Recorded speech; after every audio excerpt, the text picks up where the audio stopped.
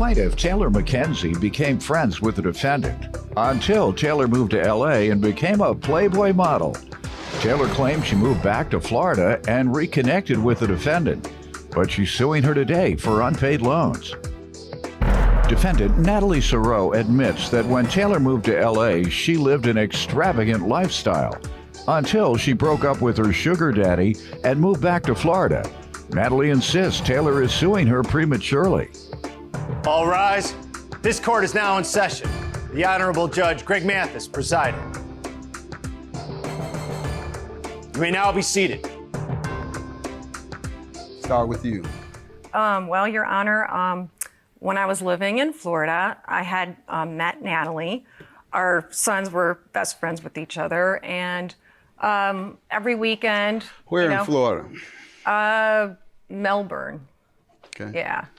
And so, they would spend a lot of time together at each other's houses and stuff like that, and slumber parties and all that. And Natalie and I became friends because our kids were always hanging out and stuff like that. And I had an opportunity to move to California. And I kind of lost, contact with, Natalie and stuff like that. We'd stay in, touch and stuff like that. Mm-hmm. And one of the opportunities in California, there was two things that were spectacular that happened to me. One of them was to be an atmosphere model for Playboy. What is that? It is like where you go, you hang out at the Playboy mansion, and then you get invited to the celebrity big parties that he has. And you just talk and, have fun, stuff like that. And do you ever make it to the magazine, or what do you got to do? Yeah, and I brought some photographs just to kind of show you. Huh? Yeah, so I'm here with Hefner. I'm not talking about going up the ladder, and I'm in the magazine. I'm talking about climbing the ladder of success to the magazine. Right, and then they do all kinds of stuff out there. Oh, and at one of the pretty picture, and got you ready to go. Yes. All right. So I got to be in the magazine, and then go to the big major parties, and hang out with celebrities and stuff. Right. And how'd you enjoy that? Oh, I loved it. What was special about it? The people that were amazing. I mean, people that you see in movies and TV. I'm hanging out with them, talking to them and stuff. So one of the biggest parties that I went to was Hefner's 80th birthday party. Mm-hmm. And at that one, my biggest regret, because he was there and he just intimidates me, so I was afraid to talk to him, was I should have introduced myself to Donald Trump. Okay. He was there, and then now here he is. He's president of the United States, and I should introduce yourself. That. All right, and why did you end that career? Well, I still am involved in it. Unfortunately, Mr. Hefner had passed away, and all that kind of just came to an end. But I mean, it was great. I mean, were you paid, highly paid, or? Well, it was pretty good, but yeah, I mean, it was a once in a lifetime opportunity that it was like a dream come true, and it happened to me. You give me some background. So, as she said, we became friends through our kids. She lived a very extravagant lifestyle. In Florida? Well, in California. Mm-hmm. In California when she... So, how do you know? She told me. So she would go traveling, and she would party with rock stars, living a really fun life, I guess, and partying.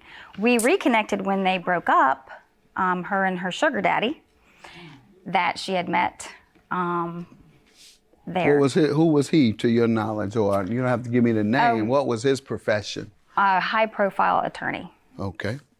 Yeah. Very wealthy. Mm-hmm. Very nice man. Really treated her well. For how many years, to your knowledge? I believe 14 years. Oh, good. Yeah. Mm-hmm. So she lived rich for 14 years? Yeah. Okay. You saw some of this living, or she told you? Told me on the phone. Yeah. And pictures and things like that, yeah. She didn't invite you to California? Well, she did, but I mean, at the times I couldn't, come out. Let me hear why you're suing. Tell me about that. Well, okay, so the second opportunity for me to go out to California was what, she had brought up. I met this very wealthy, charming gentleman. He was 25 years older than me. And I was like living like a celebrity. I mean, I'm living in his mansion. Got that point.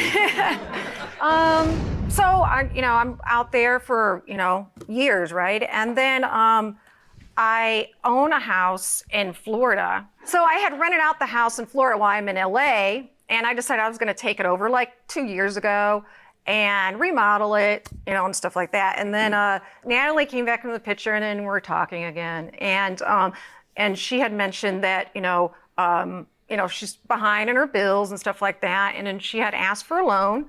And I thought, I could do that, So I drew up a promissory note, and I had to do 4 of them because the first note we did August 2016. It was for $2,100.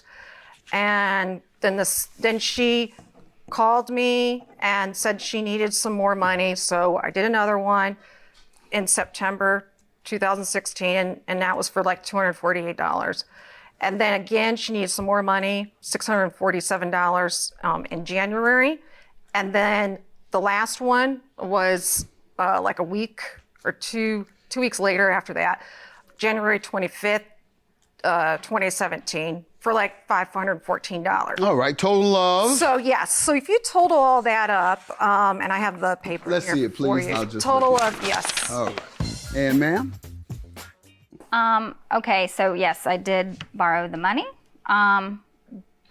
However, we obviously talk on the phone, and she knew my situation financially. My situation financially is I live paycheck to paycheck, and I take care of my kids and I. So financially, I was letting her know my situation, and she was willing to wait until I get on my feet, and I haven't gotten on my feet. And then within like a day's notice, here we are today. All right. Well, that's no legal defense to what you signed. So it was up to her to give you a break. The rich man has run off, obviously. So she need that bread. So $3,507 is your judgment. Have a good day, ma'am.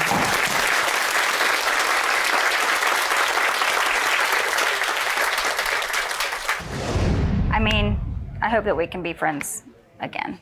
I really do. I think it's doable, Yeah.